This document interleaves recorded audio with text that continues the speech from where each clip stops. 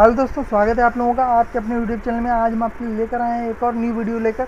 और आज हम आप लोगों को बताने वाले हैं फॉरवर्ड वाइसिंग थ्री फेज़ मोटर के साथ, मतलब कि थ्री फेज़ मोटर की फॉरवर्ड वाइसिंग और रिवर्स वाइसिंग कैसे करते हैं, सिंक्रोनाइज, मतलब कि जो है काफ़ी इंपॉर्टेंट क्वेश्चन होने वाले हैं। तो सिलेक्टेड फीडर के बारे में भी बात करेंगे। तो चलिए शुरू करते हैं बिना किसी देरी के। काफ़ी मोस्ट इंपॉर्टेंट क्वेश्चन है, वीडियो पूरी देखना, ठीक है। और ये 101% आएंगे ही आएंगे, ठीक है। तो चलिए पहले तो आपको जो फॉरवर्ड वाइज और रिवर्स वाइज में चित्र जो है वो दिखाते हैं, डायग्राम। देखिए सभी नोट्स हैं हमारे, आप कहेंगे तो प्रोवाइड भी करा देंगे, ठीक है। देखिए ये फॉरवर्ड वाइज में थ्री फेज सप्लाई आई है, मेन स्विच है और ये फ्यूज़ है और ये कॉन्टेक्टर है। आप पहले इसे छुपा लीजिए, ठीक है। ऐसे देखिए ये क्या है, ड्यूल स्टार्टर है पूरा, ठीक है, ड्यूल स्टार्टर है। और अगर आप लोगों को फॉरवर्ड वाइज रिवर्स वाइज करना है तो ये मान लीजिए फॉरवर्ड वाइज है, ठीक है। जो सीधे ड्यूल स्टार्टर से चल रहा था ये फॉरवर्ड वाइज में चल रहा था, आपको इसकी डायरेक्शन चेंज करनी है। तो क्या है, ये रिवर्स वाइज वाला मतलब एक कॉन्टेक्टर और लगा दिया। ये रिवर्स वाइज क्या है, कोई सा भी कॉन्टेक्टर लगा दिया, ठीक है। लगाया कॉन्टेक्टर, इधर से आर को आर में, वाई को वाई में, बी को बी में, ठीक है, कनेक्ट किया है। लेकिन नीचे का जो टर्मिनल है उनमें से कोई दो टर्मिनल, ठीक है, दो फेज़ के टर्मिनल आपस में चेंज कर देंगे। आपको पता होगा कि अगर किसी मोटर की डायरेक्शन को चेंज करना है तो उसकी फेज़ को, दो फेज़ को चेंज कर दो आपस में, तो उसकी डायरेक्शन चेंज हो जाएगी, ठीक है। तो वही हमने भी किया है। जैसे कि यहाँ पर देखिए, ये तो इसका कंट्रोलिंग डायग्राम है। और यहाँ पे देखिए, यहाँ पे आपको दिख रहा होगा आर यू, देखो आर वाई वी नीचे है, यू वी डब्ल्यू है, ठीक है। ऐसे ही हम लोगों ने क्या किया, दूसरे कॉन्टेक्टर में आर वाई वी तो है, यू डब्ल्यू वी कर दिया है, ठीक है। दो आपस में चेंज कर दिए, तो मतलब क्या है कि इसकी डायरेक्शन चेंज हो गई। आप इसकी थ्योरी में क्या लिखेंगे ये देख लेते हैं। पहले बार आप लोगों को हमने बताया था संरचना लिखनी है। संरचना में क्या होता है, जो जो कंपोनेंट लगे हुए हैं वही सब आप लोगों को दिखा देने हैं, ठीक है। चित्र में एक फॉरवर्ड वाइज तथा रिवर्स वाइज कॉन्टेक्टर दिखाया गया है, ठीक है, जिसमें थ्री फेज सप्लाई से जोड़ा गया है, जिसको थ्री फेज सप्लाई से जोड़ा गया है। और हाँ, एक टाइम में एक ही कॉन्टेक्टर वर्क करेगा, ठीक है। जॉइंट है तो इसका मतलब ये नहीं कि वो भी वर्क करेगा, एक कॉन्टेक्टर एक ही बार एक टाइम में। अब क्योंकि दोनों का स्टार्ट बटन अलग अलग होगा, जो NO का NC के लिए यूज़ किया जाता है, ऑन व ऑफ के लिए यूज़ किया जाता है। मेन स्विच जो लगा हुआ है वो ऑन ऑफ के लिए यूज़ किया जाता है, ठीक है।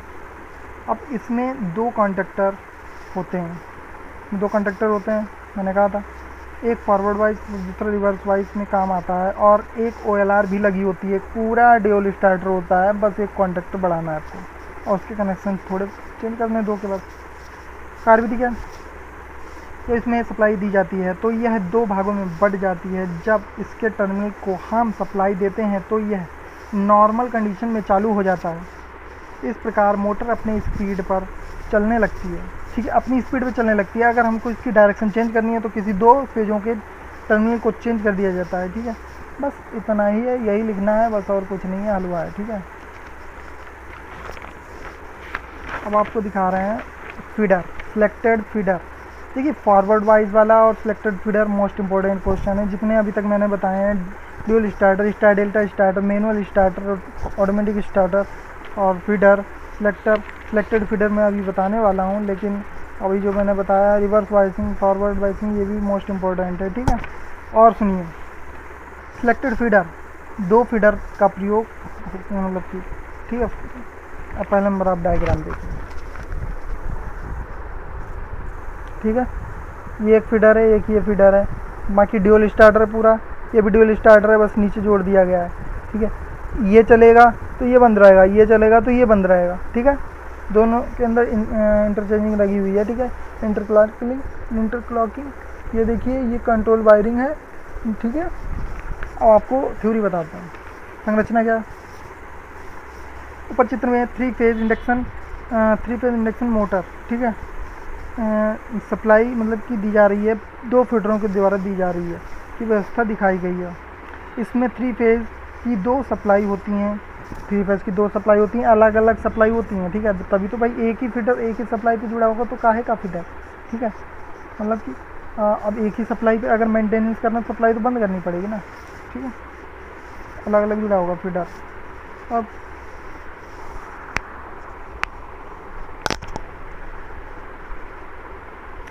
इसमें 3 फेज़ की 2 सप्लाई होती हैं। फीडर 1, एक फीडर 1 होता है, एक फीडर 2 होता है। फीडर 1 में पहले नंबर फीडर 1 की बात करेंगे। फीडर 1 में मेन स्विच तथा फ्यूज वही ले सब जो डुअल स्टार्टर में होता है ना, वही पूरा इसमें चेप देना है, समझे, वही पूरा चेप देना है। बाकी जो है यही कह देना है कि सेम चीज़ दूसरे फीडर में भी लगी है, बस।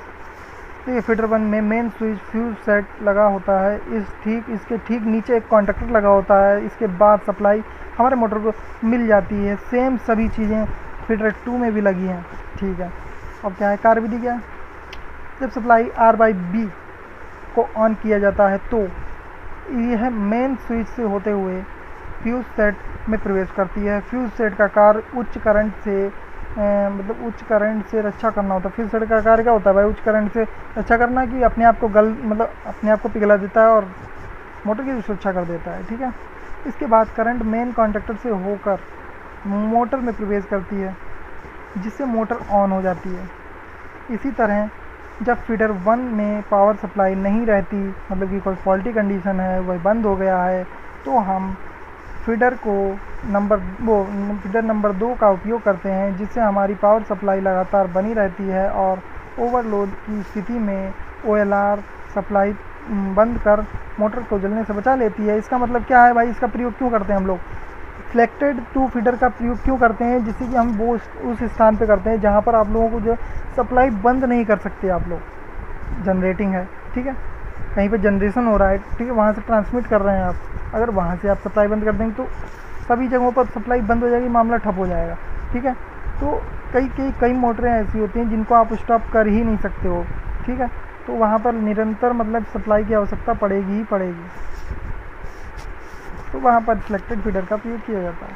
अब देखिए एक और मोस्ट इम्पॉर्टेंट है, ठीक है, sequential operation of 2 motor using TDR। आप लोगों को कह रहा है कि 2 मोटरों का प्रयोग करिए करके TDR की मदद से चलाइए, ठीक है।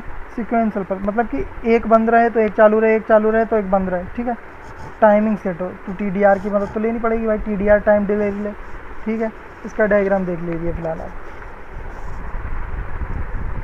एक ही बस बार पे दोनों ड्यूल स्टार्टर की तरह कनेक्ट हैं, बाकी OLR की जगह TDR लगी है, बस बाकी सिंपल है, वही सब। ड्यूल स्टार्टर समझ लिया तो बहुत से क्वेश्चन आपके हल हो जाएंगे, वेरी इजी। इसकी संरचना क्या होती है, ऊपर चित्र में एक sequential type operation for 2 motor using TDR की संरचना दिखाई गई है।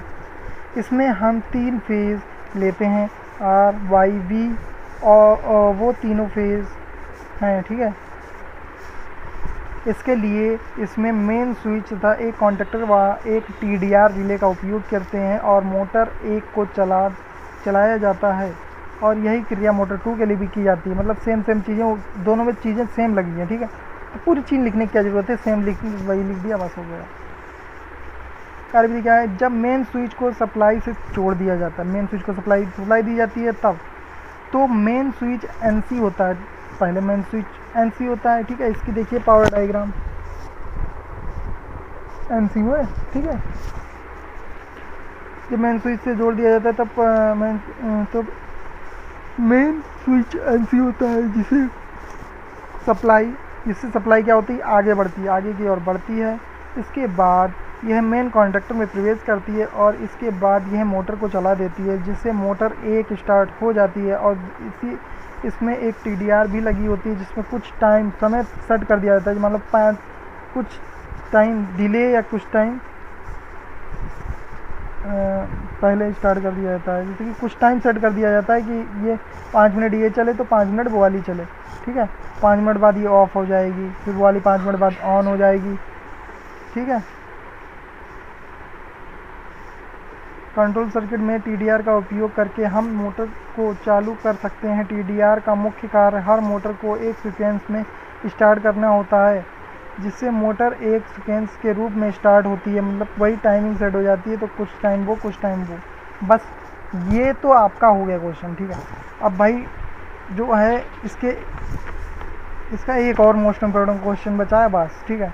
ये आपने सीख लिया तो समझ लिया आपके 10 नंबर पक्के हैं।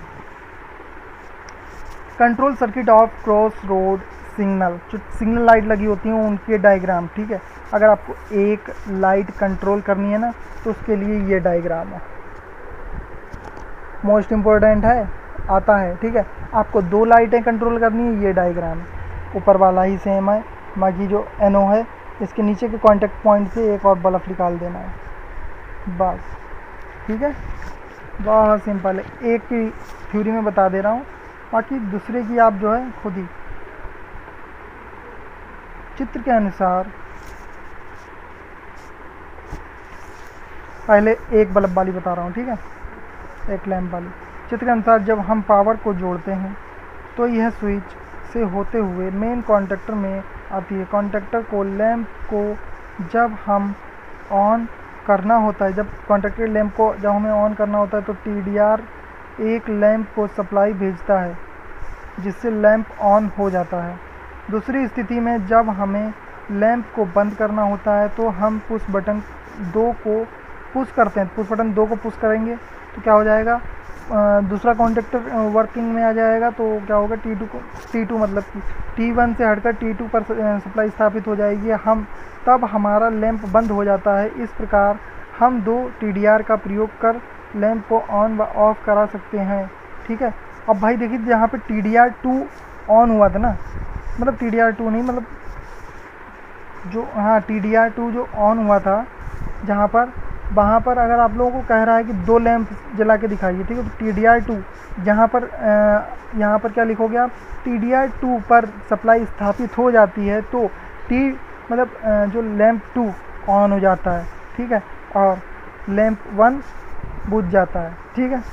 ऐसे ही TDR1 वर्किंग में होगी तो क्या होगा, लैंप 1 वर्किंग में होगा, TDR2 वर्किंग में होगी तो लैंप 2 वर्किंग में होगा। बस यही आपको सेम नीचे भी चेप देना है, बाकी आपको नंबर मिल जाएंगे, टेंशन मत लेना।